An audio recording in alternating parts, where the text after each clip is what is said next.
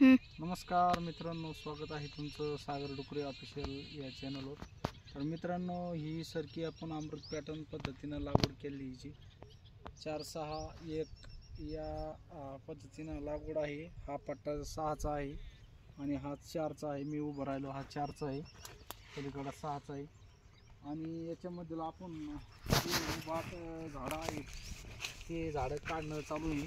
ते बघा, आता या झाडाला काहीच नाही, पाती नाही, काही नाही, आणि उभाट वाढलेली झाडं येते. तर अशी झाडं आपल्याला याच्यामधून काढून टाकायची बाजूला, जेणेकरून हे काय करतायत, दुसऱ्या झाडाला दाटा करतात. हे बघा, आता याला काहीच नाही. तर असे झाडं आपल्याला बाजूला काढून टाकणं गरजेचं आहे, जेणेकरून हे काय करतात, दुसऱ्या झाडाला दाटोळा करून दुसऱ्या झाडाला जे माल यायचं ते माल येऊ देत नाही. त्याच्यामुळं याच्यामधले आपल्याला उभाट झाडं, त्याच्यानंतर जे वाण झाडं असतात ते काढावं लागतात. काही नरगस झाडं असतात ते काढावं लागतात. असे बरेच 3-4 प्रकारचे झाडं असतात. काही भेसळ झालेली असते याच्यामध्ये. आता हे भेसळ आहे, दुसरं वाण आहे, हे भेसळ वाण आहे. त्याच्यामुळे हा काढून टाकणं चालू आहे. कारण ते अमृत पॅटर्न या पद्धतीमध्ये जसं दिनेश भाऊनं सांगितलं त्या पद्धतीनं आपलं हे नियोजन चालू आहे मित्रांनो. तर आपल्याला हे काढण्यासाठी थोडा वेळ झालेला आहे, कारण की 40 दिवसानंतर काढावं लागतं. पण आपल्याला जवळपास आता 50 दिवस होत आले, कारण की मला काही दुसरं काम असल्यामुळं आपलं याच्याकडं थोडं दुर्लक्ष झालं होतं. पण आता काढणं चालू आहे. बघा, अशी उभाट झाडं आहे, काहीच नाही याला, नुसतं सुळकरी उभाट. त्याच्यामुळे हे काढणं चालू आहे आता. तर मित्रांनो, अमृत पॅटर्न आपण आज 2 वर्ष अगोदर लावली होती. तर चांगल्यापैकी ॲव्हरेज आपल्याला त्याच्यापासून आलं होतं, अमृत पॅटर्नच्या पद्धतीपासून. त्याच्यामुळं आपण ह्या वर्षी 4-6 या पद्धतीनं याची लागवड केलेली आहे.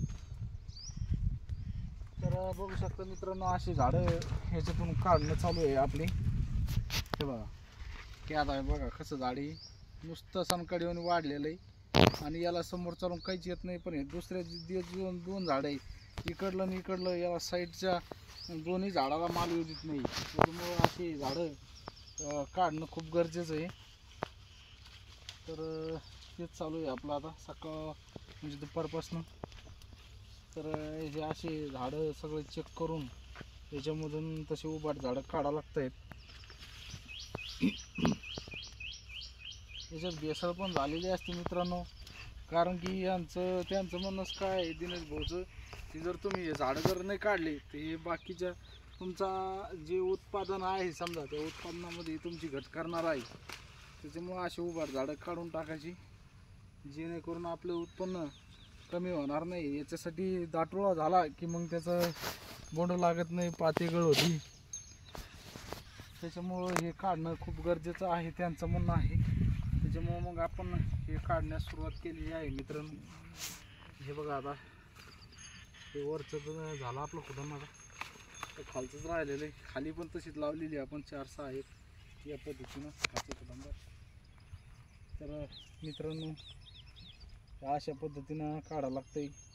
तुमच्याकडे जर अमृत पॅटर्न पद्धतीनं लागवड केलेली असेल, तुम्ही पण असे झाडं काढू शकता.